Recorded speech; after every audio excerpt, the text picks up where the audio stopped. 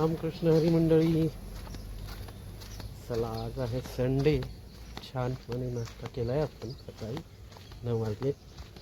म्हणून छत्तीसगडच्या कोरबा जिल्ह्यामध्ये प्रसिद्ध असलेलं सर्वमंगल देवी म्हणून प्रसिद्ध ठिकाण आहे. 500 वर्ष पुराणं मंदिर आहे. तर आज त्याला भेट देऊ आपण आणि त्याची माहिती तुम्हाला एक्सप्लोर करू. लास्ट 15 डेज बिफोरच आपण तिरुपती जाऊन आलो. लास्ट वीकला इथं मंडा देवी म्हणून मंदिरला आपण व्हिजिट केली होती. तर संडे रिलॅक्स आहे म्हणून आपण फिरू शकतो. इथून जास्त नाही, हार्डली 3 किलोमीटर्स आहे. कोरबामध्ये सिटीमध्येच आहे. तर चला, तर विशेष मंदिर आहे म्हणून आपण आज व्हिजिट देतो. संडे रिलॅक्स आहे, आंघोळ वगैरे झाली आहे आणि आपले केस थोडेसे वाढलेले आहेत बघा.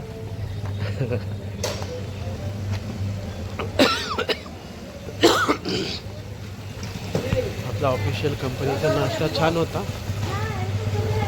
तर नाश्ता करून झालेला आहे. आता आपल्याला एखादी कॅब वगैरे करून जाऊ. इथे जास्त नाही, 30 किलोमीटर इथं ऑटो मिळायचं आज.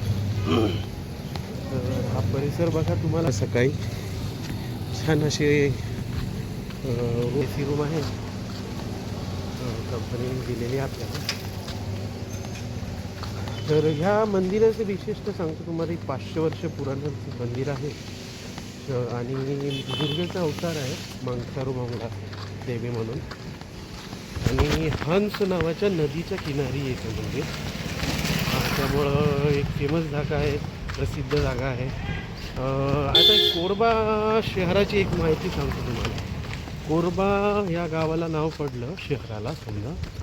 तर लास्ट टाईम मी सांगितलं होतं की कोयलामुळं असेल, पण नाही. तर कोरबा नावाची जनजाती, म्हणजे इथे आदिवासी जनजाती होती कोरबा. तर त्या कोरबा नावाच्या जनजातीच्यावर या एरियाला नाव पडलं आहे कोरबा जिल्हा. ठीक आहे, छत्तीसगडचा प्रसिद्ध जिल्हा आहे. आणि लास्ट टाईम सांगितल्याप्रमाणे छत्तीसगडमध्ये म्हणजे ऑल इंडिया और एशियामध्ये कोळसा खदानासाठी प्रसिद्ध असलेली आपली भारतातली आणि छत्तीसगडचं ठिकाण आहे. खूप मोठ्या प्रमाणात इथं पॉवर प्लॅन्ट वगैरे आहेत. कारण कोळसा जिथं निर्माण होतो, मग ती ट्रान्सपोर्टेशन वाचून कोळसाचा यूज करून वीज निर्माण करण्याचा भरपूर सारे इथं कारखाने आहेत. जसा एक्झाम्पल देतो की लॅन्को झालं, अडाणी झालं, टाटा आहे, LNT आहे. ह्या मोठ्या ज्या आपण कंपन्याची नावं ऐकतो त्या सर्व कंपन्या ह्या कोरबा जिल्ह्यामध्ये आहेत आणि ठीकठाक डेव्हलप झालं आहे कोरबा. तर चला, आपण मंदिरात भेटू. कोरबाचं तुम्हाला थोडीफार इतिहास कळालाच असेल आणि मग आता मंदिरात भेटू आपण तुम्हाला. Nice day. रामकृष्ण हरी मंडळी. चला, आपण पोचलो आहे सर्वमंगला टेम्पलच्या जवळ. एक ऑटो केली होती आपलं काय ब्रिज.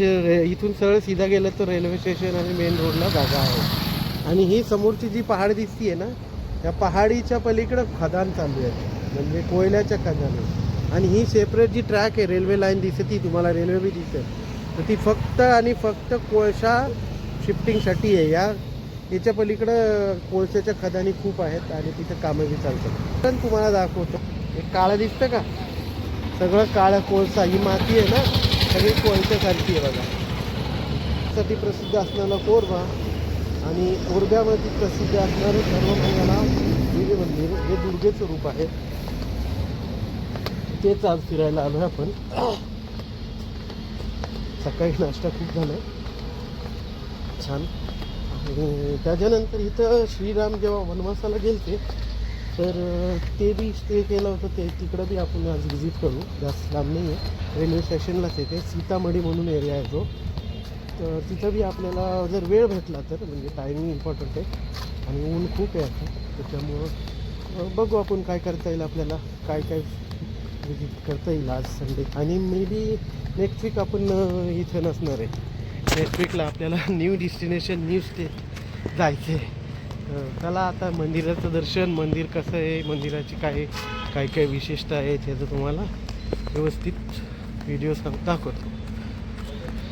जय श्रीराम. चला आता आपण मंदिरापाशी ट्रेन बघा. ही ट्रेन स्पेशल फक्त हा ट्रॅक जो आहे आणि हा जो रस्त्याचा नाही, हा बी ट्रॅकच आहे जाणं आणि येण्यासाठी. तर ह्या ट्रेनचं काम आहे कोळसा वाहण्यासाठी. आणि हे नदीचे फेमसच आहे. त्या नदीत त्या किनारी आपल्याला ही बघा सर्वमंगला टेम्पल 500 वर्ष पुराणं असं मस्त असं मंदिर आहे. तर ह्याची माहिती आणि आपल्या डिस्क्रिप्शनमध्ये टाकू. छान असं मंदिर आहे जुनं पुरातन. ते पाणी जरा आटलेलं दिसतंय मला. BJP आता छत्तीसगड आणि MP मध्ये दोन्हीकडे BJP सध्या प्रचलित आहे, निवडून आलेली आहे. भाग्यश्याम बाबा चित्र लावलेलं आहे. तर प्रसादासाठी इथं आहेत नारळ फुल. मान्य आहे की जेव्हा आपण प्रसाद फुलं वगैरे घेतो देवासाठी, तर प्रॉब्लेम काय आहे, ते स्वच्छता ठेवत नाही मग देवापाशी. आणि मी तिरुपती किंवा आता काही शिर्डीला गेलो ना, तर तिथं आपण फुलं वगैरे जे घेतलं तर तिथं व्यवस्थित त्याचं विल्हेवाट होती, देवापाशी पोचतं. आणि आता काही बऱ्याचशा मंदिरात जे फुलं वगैरे असतात 2-2, 3-3 दिवस खराब होतात. मग त्यामुळं माझं एक धारणा आहे की आपण मनाने श्रद्धेने आपण फक्त दर्शन घ्या आणि प्रसाद घेऊ शकता. तुम्ही प्रसाद घेऊन सगळ्यांना आपण देऊ शकतो, म्हणजे प्रसाद. तर प्रसाद वगैरे घ्या तुम्ही, काय हरकत नाही. पण फुलं वगैरे घेतली आणि त्याची स्वच्छता देवापाशी नाही झाली तर मग ते चुकीचं वाटतं काहीतरी. म्हणजे हे वेगळं मंदिर आहे. तर छान असं प्रचलित मंदिर आहे, जुनं पुरातन. इथं एक झाडाची विशेषता दाखवतो तुम्हाला. गरमी खूप आहे इथं. कालचं 42चं टेम्परेचर होतं, आज माहीत नाही आता दुपारी किती होईल. मंगला कुर्बा केल्या आपल्याला पाहायला भेटतं बजरंगबलीचं मंदिर. जुना पुरातन बजरंगबली आहे. शेषगाव बजरंगबली मंदिर आहे. त्यानंतर तिथं राम सीता जानकीचं मंदिर आहे. इकडं अजून देवीचं मंदिर आहे. आपण जाऊ तिथं भेटायला विजिट करायला.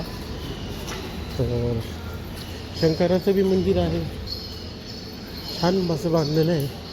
आणि बजरंगबलीच्या वेशात एक ग्रस्त आलेले आहेत, तुम्हाला दिसत असेल. जय श्रीराम, जय श्रीराम.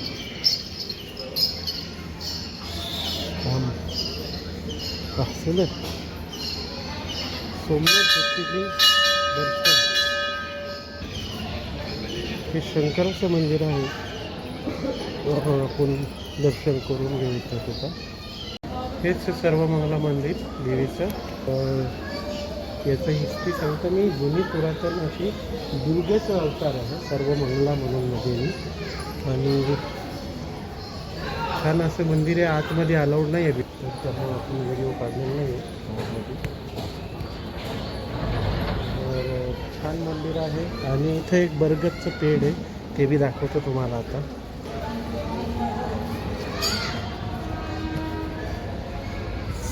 ते हेच मंदिर आहे सर्वमंगला टेम्पल. याचं कळसाचं दर्शन घ्या तुम्ही. सर्वमंगला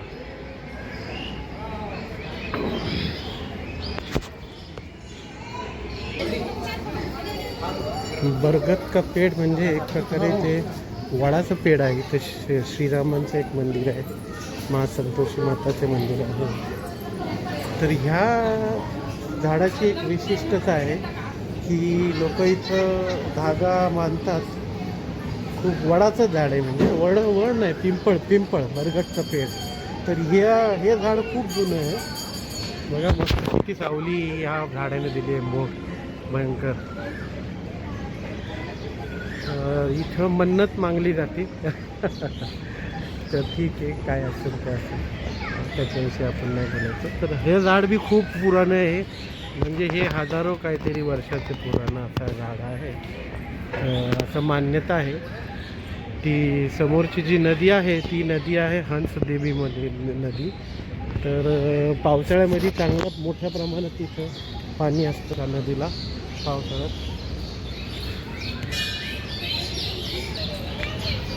तर मस्त छान छान असं मंदिर आलेले आहे.